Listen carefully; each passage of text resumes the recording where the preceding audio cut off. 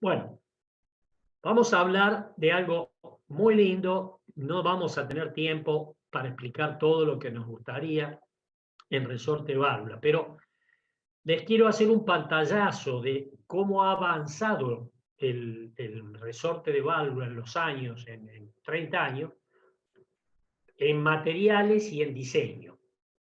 Básicamente son resortes helicoidales de compresión, ¿no es cierto? Acá ven resortes cilíndricos, en este caso son dobles, que pueden ser simples, en este caso es doble, o triples. Los motores estos de dragster que hablamos tienen unos resortes que son triples para poder llegar a las cargas que necesitan a las máximas revoluciones por minuto. Normalmente eran de sección circular, o sea, alambre redondo, y hoy ya hay muchos que son ovales. Ahora vamos a ver las razones. Resortes cilíndricos, como originalmente siempre fueron, pero ahora ya tenemos los semicónicos, o sea, vienen cilíndricos hasta un punto y después se hacen cónicos, o totalmente cónicos. Y dentro de eso pueden combinarse cónico, doble, con alambre oval. Después tenemos pasos variables o paso constante. El desarrollo a lo largo de los años ha sido una de las piezas que más desarrollo ha tenido en el mundo de la competición, y en general eso se derrama en los motores de calle. Hoy ustedes verán resortes cónicos en motos, resortes de paso variable en casi cualquier motor, pero en competición, por la necesidad que tenemos cada vez de girar a mayores revoluciones por minuto, las aceleraciones, las cargas dinámicas y el tema de las frecuencias naturales es lo que ha dirigido hacia dónde iba el diseño de los resortes. ¿Cuáles son las funciones del resorte de válvula? Mantener el tren de válvulas bajo control a cualquier número de revoluciones por minuto. O sea, no tengo que permitir que desde el árbol de levas hasta la válvula haya despegue en ningún momento, porque eso es lo que produce lo que llamamos el rebote, y eso se genera por las fuerzas de inercia, que se oponen al movimiento que le imprime la ley del perfil de la leva. También proveer una fuerza de cierre adecuada de la válvula sobre el asiento. Que no se abra bajo alguna condición, ya sea de rebote cuando está asentando, o que no haya cargas dinámicas tan grandes que cuando llega a la nariz de la leva o está llegando a la nariz de la leva se produce lo que decimos el despegue del botador o el despegue del balancín. La otra característica, y es clave en cualquier motor de competición, es que no tiene que entrar en resonancia el resorte bajo ninguna condición de utilización de RPM del motor. Ustedes saben, toda pieza física tiene su frecuencia natural, y en el caso de los resortes es fundamental el cálculo de la frecuencia natural para ver en qué condiciones va a entrar en resonancia con lo que le manda la leva. No tiene que entrar nunca, porque si no se producen vibraciones que pueden llevar a la rotura del resorte. Y por supuesto, tener una vida a la fatiga que sea adecuada a la categoría a la cual lo estoy llevando. Decíamos, en un motor de 500 millas supera el 1.000.000 de ciclos, yo tengo que tener mi resorte que supera el 1.000.000 de ciclos debido a la fatiga. Y les puedo decir que en muchos casos es bastante difícil llegar al 1.000.000 de ciclos en un motor de competición de este número de vueltas. Un motor de calle hoy se está exigiendo que tengan 8 a 10 millones de ciclos, o sea, ciclos de apertura y cierre del resorte. En un motor de competición, depende de su aplicación, podemos aceptar 1.000.000 de ciclos o menos. En los motores de dragster se puede aceptar menos, 600, 700 mil ciclos, porque lo voy a cambiar cada 3 o 4 pasadas de estas de 400 metros. Fíjense ustedes, hacen 4 pasadas, lo cambian resorte, cambian válvulas, es increíble. Pero bueno, esto es para que tengan una idea de cómo se tiene que trabajar desde el punto de vista de diseño. Hasta para la vida, la fatiga, que uno pensaría que en un motor de competición no me debería importar. Sí, me importa porque entra dentro de una misma carrera. Bueno, vamos a ver esta evolución que yo les comentaba. Primero, los alambres eran de sección circular, o sea, el alambre que se enrula para hacer el resorte, y de paso constante, o sea, la misma distancia entre espira y espira, que podían ser simples o dobles, o triples, como dijimos.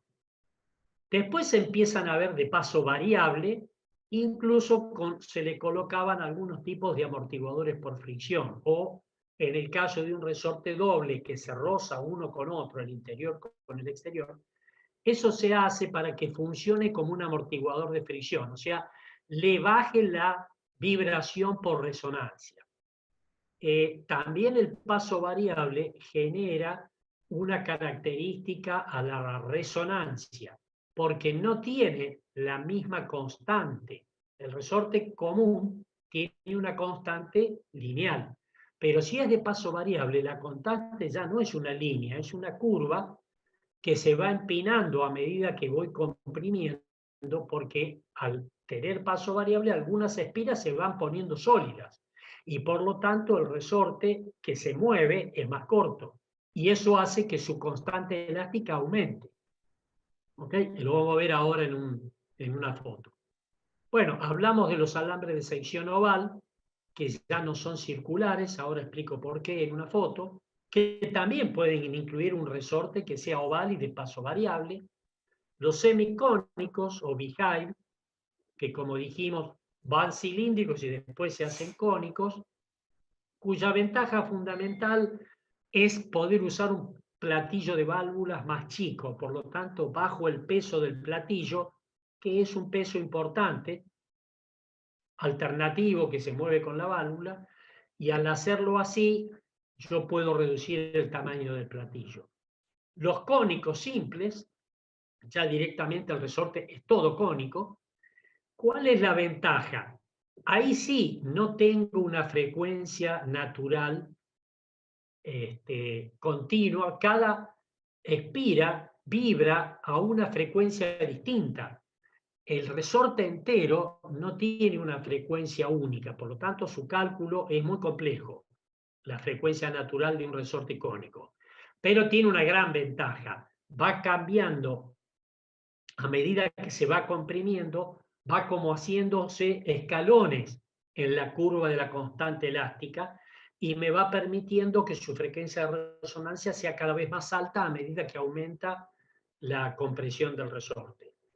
Después dijimos los dobles cónicos, que es un cónico dentro de otro. Y bueno, lo que decía al principio, vamos a hablar ahora de qué el comando neumático, que prácticamente son dos categorías, la Fórmula 1, la MotoGP y el DTM alemán, que permiten usar el comando neumático. El sistema desmodrómico, que muchos lo han visto, lo han oído hablar, que no tiene resorte de válvula. Bueno, fíjense, acá pongo algunas fotos de resortes de distintas características. Estos son resortes simples, sección circular, paso constante, ven que las espiras están igualmente separadas. Este es el resorte clásico, que se sigue usando para muchos de los motores que nosotros podemos preparar acá en Argentina. Este tipo de resortes es perfecto, funciona. Después entramos en los de paso variable. Fíjense cómo difiere y cómo se va acortando el paso de las espiras de abajo.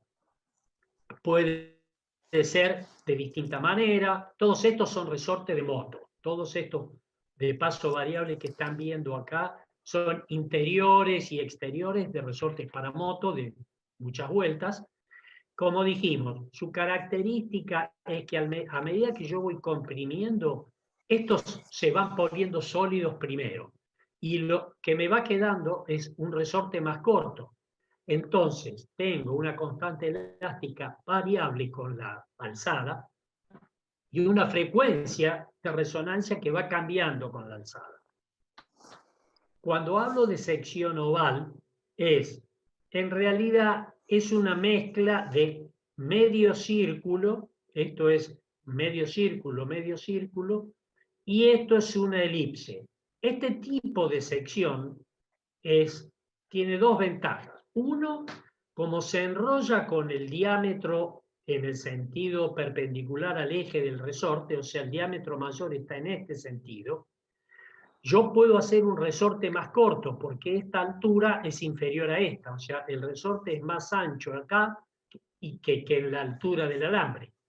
Por lo tanto, puedo hacer un resorte más corto con las mismas características de resistencia y de constante eláctica que un circular equivalente.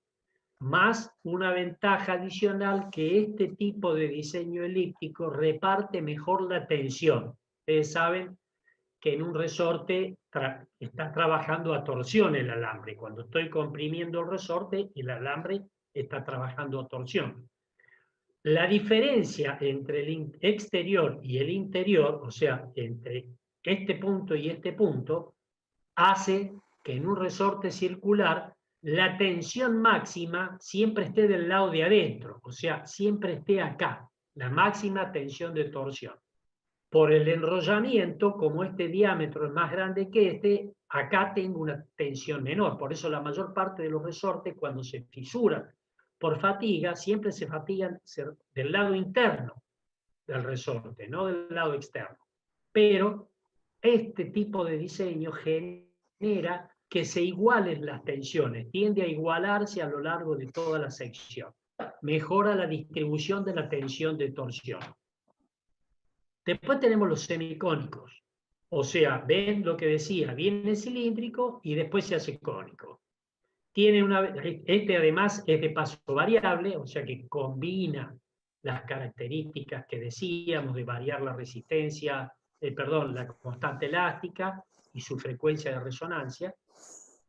Y básicamente el tamaño del platillo es mucho más chiquito que en un resorte cilíndrico. Fíjense, contra este yo arranco con el mismo diámetro acá y tengo menos. Arriba, por supuesto que esto requiere compensar el diámetro del alambre para que su carga sea la necesaria, porque en general los semicónicos o cónicos, como en este caso, producen una menor carga, porque estoy teniendo espiras cada vez más chicas.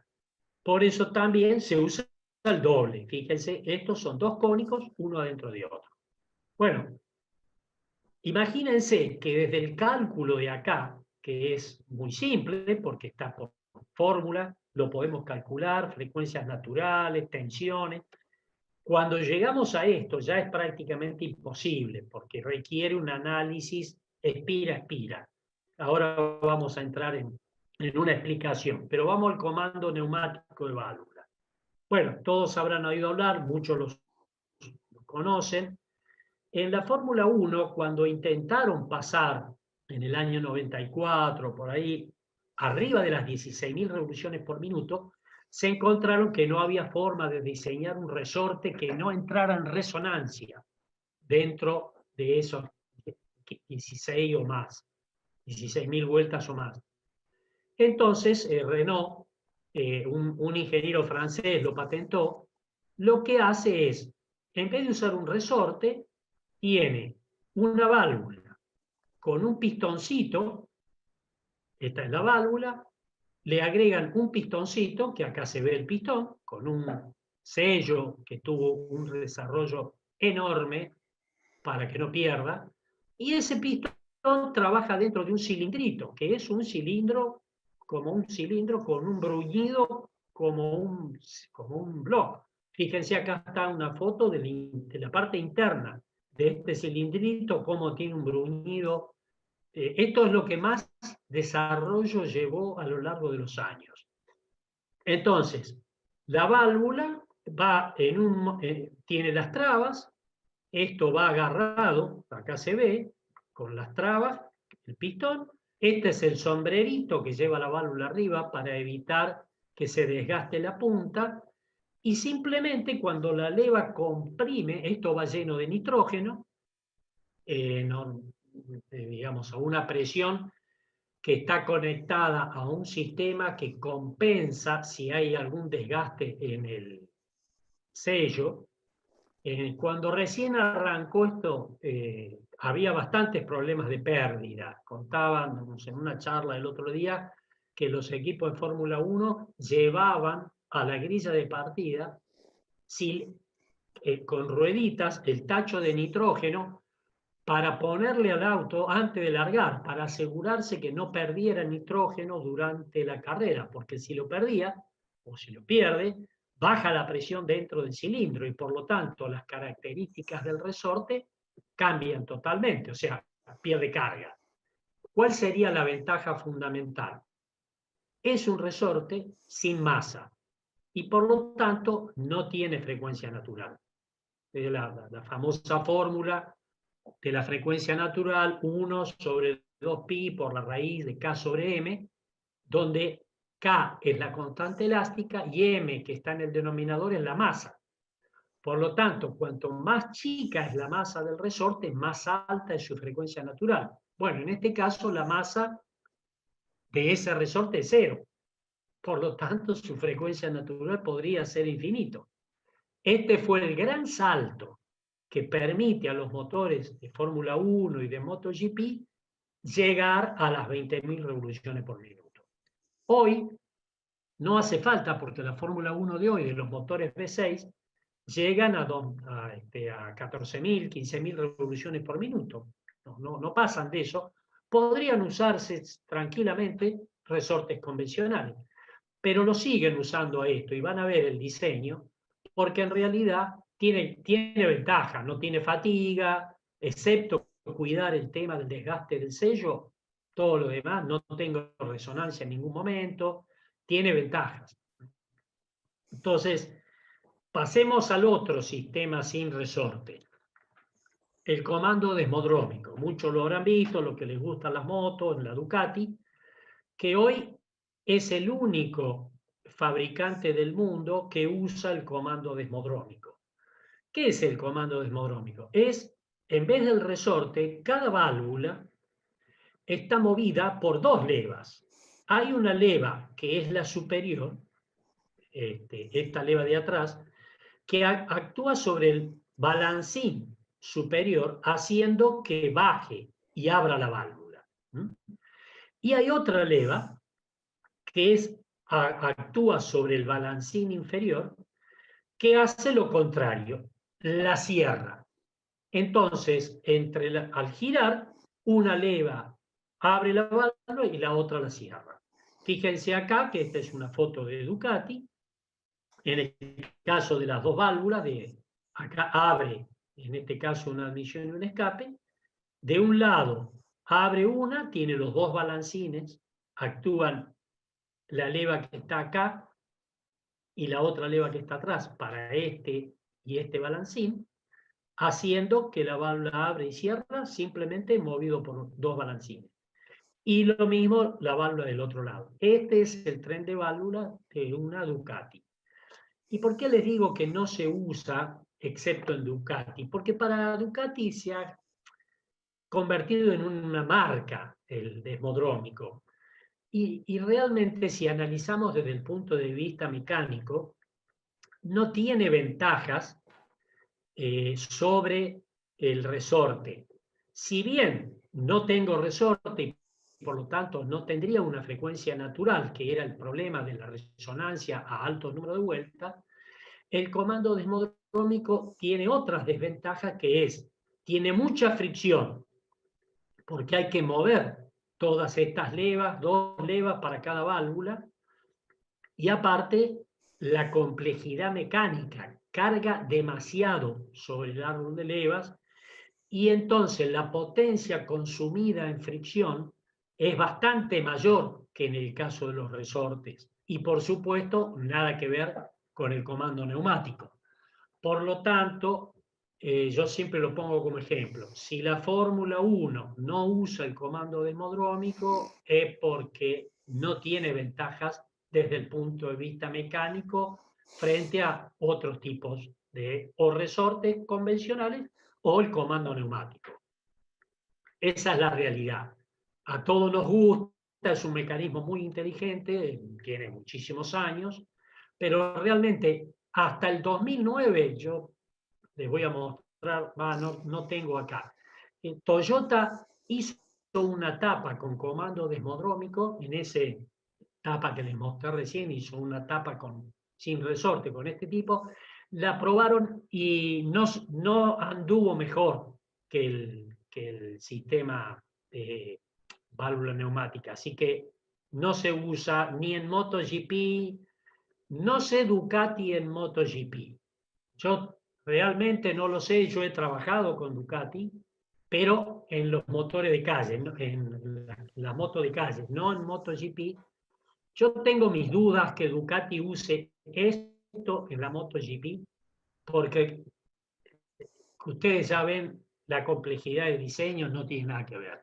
Y es más, todas las otras marcas tienen el comando neumático. Ahora vamos a ver fotos. Bueno, hablemos de los conceptos de cálculo rápidamente, porque no quiero hacer más largo esto para darles algún tiempo a preguntas. ¿Qué pasa con el diseño del resorte? Está directamente relacionado al perfil del árbol de leva, o sea, el que manda el diseño del resorte es el tipo de perfil de árbol de leva. ¿Qué valores de aceleración de perfil? O sea, la alzada, la derivada primera, que es la velocidad, y la derivada segunda, que es la aceleración, y la derivada tercera, que es el pulso. Eso es lo que me manda para iniciar el cálculo del resorte de válvula. De ahí voy a sacar más los pesos de las piezas que componen el resorte de válvula, cuáles son las fuerzas de inercia que voy a tener, que el resorte tiene que compensar para mantener el sistema siempre en contacto. El cálculo del resorte por fórmula, como dijimos, es simple, está desde siempre en todas las fórmulas de la mecánica. Pero hoy, cuando entramos con las secciones ovales, paso variable, resortes cónicos, ya realmente requieren de software para poder calcularlo, ya sea específicos para resortes, como Lotus, Taikon, hay varios específicos de resortes de válvula o de motores, y si no, los de finite element análisis, los de análisis por elemento finito, ya sea ANSYS, CATIA, IDEA, cualquiera de los que ustedes están familiarizados. La diferencia es que el cálculo del resorte para modelarlo lleva muchas horas y lleva muchas horas de cálculo por la partición. Fíjense ustedes, este es un cálculo hecho por ANSYS, la partición que necesito y el mallado para calcular un resorte. Entonces, lleva más tiempo que un software específico de cálculo, que utiliza las fórmulas convencionales, pero desarrolladas para este tipo de secciones ovales o perfiles no cilíndricos, digo, de resorte, ¿no? Ahora, siempre, cualquiera sea el sistema de cálculo, tengo que pasar por 4 etapas en un resorte. Decimos, primero la verificación de las tensiones para las cargas estáticas, o sea, la altura instalada, que ahí la tensión es baja, pero esa tensión la necesito para la fatiga, la tensión a la máxima alzada, que esa sí es importante, y a la longitud sólida, porque aunque no debería decir que el resorte lo voy a usar a sólido, puede llegar en alguna condición, en una pasada de vueltas, a llegar a ponerse sólido. Y tengo que saber que no superé la tensión de fluencia, porque si supero la tensión de fluencia en ese punto, el resorte entra en la zona plástica y se me acorta, o sea, pierde carga. Lo que se dice, se mamó el resorte. ¡Ajá, se mamó! Perdió carga. Bueno, porque llegó al límite elástico y lo sobrepasó. Esto es el cálculo estático, el más fácil. Pero después tenemos el tema de las cargas dinámicas, o sea, la fuerza de inercia generada por las piezas que están en el tren de válvula, que se mueven por las aceleraciones del perfil de la leva. Esas cargas dinámicas son las que yo tengo que calcular y ver si el resorte le provee fuerza superior, siempre tiene que ser mayor, para que no se despeguen las piezas bajo las aceleraciones de máximas RPM. Tercero es la verificación, la resonancia del resorte a las RPM de uso, o sea, en qué rango yo uso el motor de carrera, dentro de ese rango la frecuencia natural de resonancia del resorte no tiene que tomar ni la básica ni las armónicas. En general, en una verificación a resonancia de un motor de carrera, tengo que estar no menos de la sexta armónica. Ustedes saben que tengo la frecuencia natural y después n armónicas, de grado 1, 2, 3, 4. Hasta la sexta armónica tiene energía suficiente como para generar una vibración que me pueda romper el resorte. Más de ahí, para un motor de competición es aceptable porque es imposible pasar de frecuencias de resonancia tan altas. En un motor de calle se pide bastante más de 10, para que asegurarme que en ninguna condición de toda la vida útil del motor me pueda entrar en una resonancia cuya energía y amplitud me haga variar la oscilación de apertura y cierre. Bueno, y el último punto es la vida de la fatiga. Es decir, tengo que verificar que para la tensión media y la amplitud, o sea, entre la tensión instalada y la máxima alzada, esa oscilación, ese rango, no me supere la vida útil.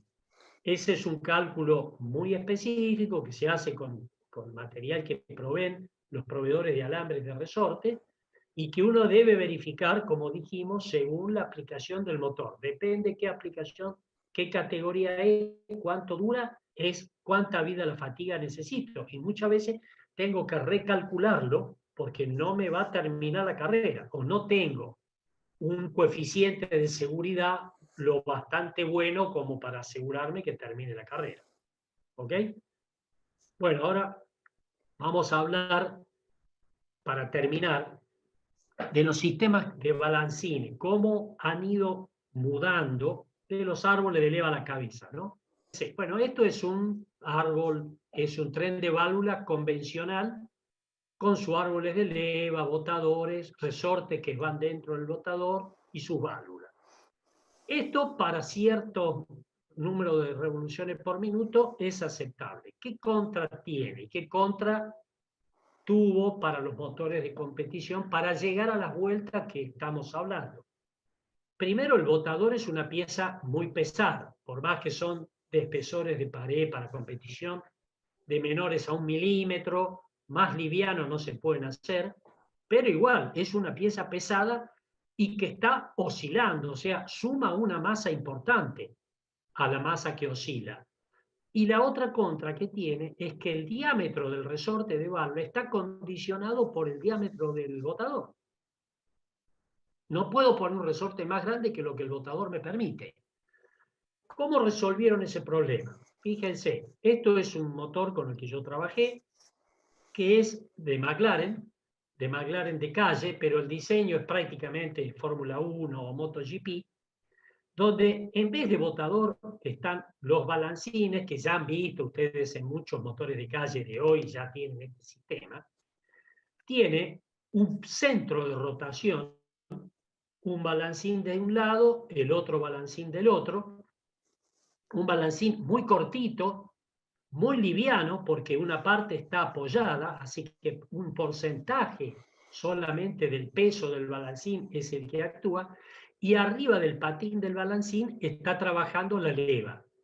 Esto permite que sea mucho más liviano, me da una gran ventaja de diseño, porque según el perfil del balancín y el perfil de la leva, yo puedo lograr curvas de alzada muy distintos según cómo combine estos dos perfiles, a diferencia de este botador que solamente puedo tener la curva que me manda la leva. Acá yo diseño las dos cosas, el centro, el largo del balancín, el perfil de rodadura del balancín y el perfil de la leva. Específicamente, fíjense que además este tiene resorte cónico. Este es el tren de válvulas que equipa el McLaren, el 720, el 750i de calle. El McLaren de calle, que tiene motor V8, turbo, biturbo, de 750 caballos, algo así. Este es el tren de válvula que usa. Y fíjense, vamos a ir a dos cosas, a MotoGP y a Fórmula 1. Esto nuevamente es el motor Toyota del 2009. ¿Qué tiene? Fíjense, es un corte. Acá está prácticamente lo mismo que vimos recién. Tiene los dos balancines, acá está el centro de un balancín, acá está el otro balancín, acá tenemos la leva con, por supuesto, hueca, que es como tienen hoy todos los motores de alto número de vueltas, y los de calle también, muchos. Baja notablemente el peso de la leva. ¿Y qué pasa? Acá no hay resorte. Acá está el comando neumático. Esto es lo que hoy, si bien este motor tiene ya 11 años, este diseño de tren de válvula se sigue usando hoy en la Fórmula 1. Algo interesante para ver, ya que estamos viendo esto, los asientos son de cobre berilio, y fíjense la diferencia de perfil de válvula de admisión a perfil de válvula de escape. Cómo se trabaja para lograr la mayor evacuación de gases y en este caso el llenado más posible. Esta foto está inclinada para poder verla bien. Si lo vemos al motor como se ponía en el auto, este conducto de admisión es prácticamente vertical, queda prácticamente vertical. Eso también es una característica de las tapas de Fórmula 1 y MotoGP, porque permiten que la componente de la aceleración de la gravedad ayuda al llenado, porque prácticamente no está entrando de costado, está entrando verticalmente. ¿Okay? Al cilindro, no tengo ninguna curva, excepto la poca curva que se ve acá. Bueno, y para terminar, les muestro algo que corrió el domingo pasado. El MotoGP, esta es la KTM de MotoGP. Fíjense qué parecido que es el tren de válvulas a lo que mostramos recién de Fórmula 1. Nuevamente tiene un balancín cortito que acciona sobre una válvula con su comando neumático, el asiento de válvula, la guía, el otro balancín que actúa sobre la otra válvula, en este caso la de escape, acá la de admisión. Fíjense que el balancín está hasta alivianado, tiene un diseño fabuloso, todo por supuesto cálculo por elemento finito para llegar al menor peso posible, y la leva hueca, y fíjense, el perfil de la leva es asimétrico, justamente porque el balancín es bastante largo, por lo tanto ya la leva no puede ser simétrica, y es una leva asimétrica, para permitir la ley de alzada que quiero lograr en la válvula. Este es el comando, como digo yo, que corrió el domingo pasado. Lo había estado mirando la carrera. Realmente la tecnología de MotoGP es fabuloso. Tienen más libertades que la Fórmula 1 hoy, realmente. A muchos de los que nos gustan los fierros, los motores de Fórmula 1 de hoy, turbo, 14.000 vueltas, no me llenan precisamente el alma. Bueno, con esto terminamos, doy paso a las preguntas que tengan. Gracias. Quería hacerte una pregunta respecto a lo que habías dicho al principio sobre las válvulas de acero austenítico. ¿Se tiene en cuenta la temperatura de transición dúctil frágil? Gracias. no te entiendo la pregunta, porque dentro del uso del acero austenítico, el límite es alrededor de los 750 grados centígrados. Entonces, se trata de que la válvula en la cabeza, y hablamos de la válvula de escape, no pase de esa temperatura. Yo no lo mostré hoy porque lo tengo, pero no daba el tiempo, que se hacen ensayos de dinamómetro y con las válvulas de materiales especiales que se templan, y con el revenido que se produce a la temperatura de escape, hacemos un ciclo de dinamómetro de 2 horas, sacamos las válvulas, cortamos las válvulas y por microdureza vamos haciendo la correlación entre la curva de revenido que me dice a qué temperatura llegó. O sea, analizamos a qué temperatura está trabajando la válvula cuando estamos en el desarrollo de una tapa o de un motor nuevo, para determinar si necesito aumentar la conductividad térmica. Yo no tengo que pasar de las temperaturas a partir de las cuales la curva de resistencia del material cae violentamente. Porque fíjense que un acero austenítico tiene más o menos 100 kilos por milímetro cuadrado. Ustedes disculpen, yo hablo en kilos por milímetro cuadrado porque lo de Newton es moderno para mí. Los Pascal, y yo hablo kilos por milímetro cuadrado. Y en las condiciones de 700, 750 grados, baja a 30 kilos por milímetro cuadrado. La diferencia es notable. Entonces, cuando yo hago el cálculo, el diseño, y esa zona de la válvula va a trabajar a esa temperatura, tengo que usar ese valor de resistencia, porque si no se me va a romper por fatiga. ¿Ok? No sé si te contesté la pregunta. Sí, muchas gracias, excelente. Justamente el acero inoxidable austenítico no marca temperatura de transición dúctil frágil, por eso se usa, como decía el ingeniero Curelo, tanto a temperaturas elevadas como para uso criogénico. O sea que justamente el austenítico no tiene problema de temperatura de transición. Si fuera un ferrítico, que es un acero que también se usaba, Fernando lo sabe mejor que nosotros, en algunos casos para algunas partes de motor, pero se utiliza para temperaturas 150, 200 grados, precisamente porque tiene temperatura de transición cerca de la temperatura ambiente. Pero el austenítico no marca temperatura de transición. Exacto, muy, muy bueno, Gustavo. Yo no quería alargar la respuesta, pero esas válvulas son de materiales martensíticos. O sea, en vez de ser austenítico, porque no te marca esa diferencia, uno lo hace de martensítico. Lo templa, conoce la curva de revenido de ese acero y se va a ablandar porque justamente está trabajando a 700, 750, hasta 800 grados.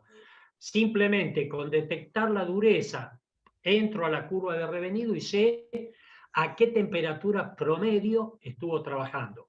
Ese material sí tiene el límite de ductilidad, fragilidad. El austenítico no te lo marca, cae directamente la tensión y se fisura por fatiga o se rompe.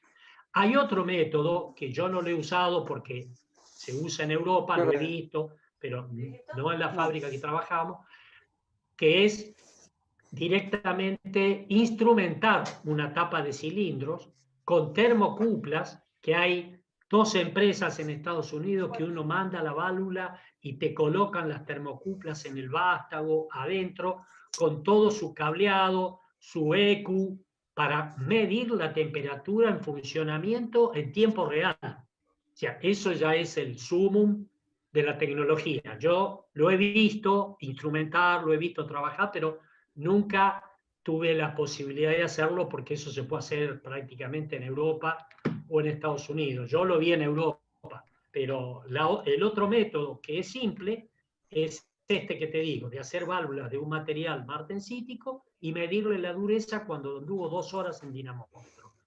De ahí me dice cuál es la temperatura promedio a la que trabajó, no la máxima, la promedio, y yo sobre esa base elijo el material austenítico que tengo que usar, que puede ser un acero austenítico o puede ser un base níquel, una superalación, que supera la resistencia a la temperatura de los austeníticos. ¿Okay? Preparando autos dentro del automovilismo local. ¿Con quién trabajaste? O sea, motorista, más que nada. Claro, bueno, sí. Por supuesto, sí, sí, ahí empecé, digamos. Sí, con todos los preparadores que ustedes hayan oído. Yo empecé trabajando con Aquel cuando hacíamos el Sierra de TC2000 de Daray, que salió campeón en el 85, con los Falcon, con el polaco Erceg. Yo trabajé muchos años en Ford, así que con el polaco hemos hecho cada invento.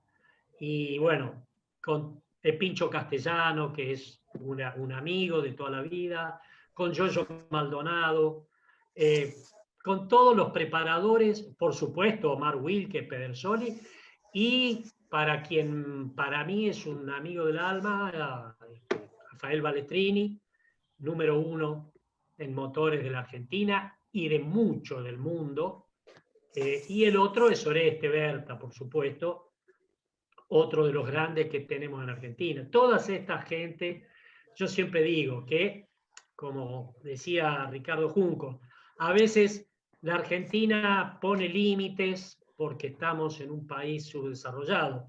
Si esa gente, esas mentes, hubieran estado en Europa, no le quepa duda que Balestrini estaría ganando carrera de Fórmula 1, diseñando, o Berta lo mismo. Pero han sido gente que aún teniendo la posibilidad y la oferta para trabajar en Europa o en Estados Unidos, no se quisieron ir.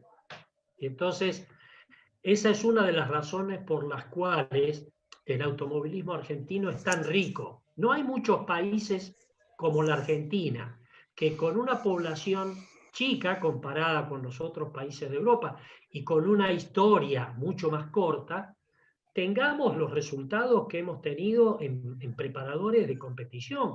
Ellos me han enseñado mucho de la parte práctica, de que muchas veces la teoría te da la base, pero después es el desarrollo, es el dinamómetro, es la pista, lo que uno tiene que cruzar con la información técnica que tengo. Hoy hay una ventaja, que está todo mucho más accesible. Hay bibliografía que hay que leer hoy. La posibilidad de prepararse es mucho más grande. Yo hoy sigo estudiando, tengo 70 años y sigo leyendo y sigo estudiando porque me apasiona ver el avance de la tecnología. Y está disponible, pero hay que hacerlo. O sea, yo me recibí en el año 77 en la Facultad de Ingeniería de Buenos Aires. Y un tío mío, que era juez, me dijo, me pinchó el globo porque yo me recibí y yo creí, dije, listo, ya está, acá. Y me dijo, bueno, ahora empieza la vida, ahora tenés que empezar a estudiar. Porque uno se enfrenta con cosas que no tiene todo la tecnología disponible. A veces es un problema de costos, que no podés hacer lo que se te ocurre porque el costo no da. Y bueno, ahí es donde viene la imaginación. Por eso ingeniería viene de ingenio. Hay mucho de estudio, hay que leer todo lo que uno pueda, si sea lo que le apasione, pero después hay que llevarlo a la práctica. Ahí es donde uno ve si esto, yo he tenido errores, no todo, he trabajado con McLaren, trabajé con Ferrari, trabajé con Husqvarna, con KTM, con Ducati, y a veces me equivoqué, Fórmula 1 con Ferrari y con Renault. Y también me equivoqué, porque a veces uno hace una mala evaluación, a veces nos cuesta más estando en Argentina. Pero por eso el desarrollo del motor y del auto de carrera cuesta más, pero obliga a usar más la imaginación. Y eso es lo maravilloso que tenemos en este país. Nuestros técnicos de este ambiente que nos gusta tanto pueden hacer, sí, lo atamos con alambre, y a veces no tengo más remedio, pero lo ato con alambre y anda. En otro lado del mundo ni se les ocurre usar el alambre porque tienen todo disponible. ¿Ok? Bueno, disculpen si me embalo cuando hablo de lo que me gusta. Cambió las válvulas por una de titanio, que no eran las originales de KTM, dice. Y he tenido problemas en lo que sería la admisión. Algunos me dijeron que las lime un poco. ¿Qué me recomendás? No sé a qué se refiere con limar. La válvula de titanio no se puede limar por ningún lado porque le saco el recubrimiento. La original de KTM está hecha con nitruro de cromo, o sea, tiene color gris, pero está totalmente recubierta en nitruro de cromo. Yo no sé a qué se refiere con limarla. Si le tuvo que limar la punta para bajarle la punta por algún problema, de que se le metió mucho en el asiento y para no dejarla sin luz de válvula le tuvo que limar la punta, automáticamente ahí se va a gastar.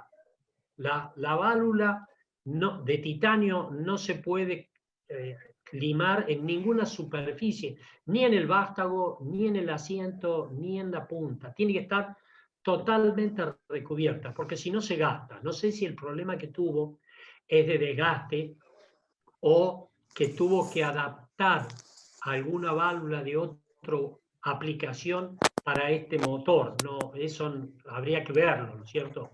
Pero si la tuvo que limar, como dice la pregunta, el problema seguro viene por ahí. Nada más que agradecerles a ustedes y gracias por siempre estar en contacto con la facultad, que para mí es un placer. Y bueno, poder transmitir que se puede. Cuando uno le gusta y con pasión algo, hay que meterse y no tener miedo. A veces se equivoca, pero como decíamos, a veces de los errores se aprende más que de los éxitos, porque el error te hace pensar mucho y el éxito a veces no sabe ni por qué pasó, pero el error te obliga a no cometerlo de nuevo.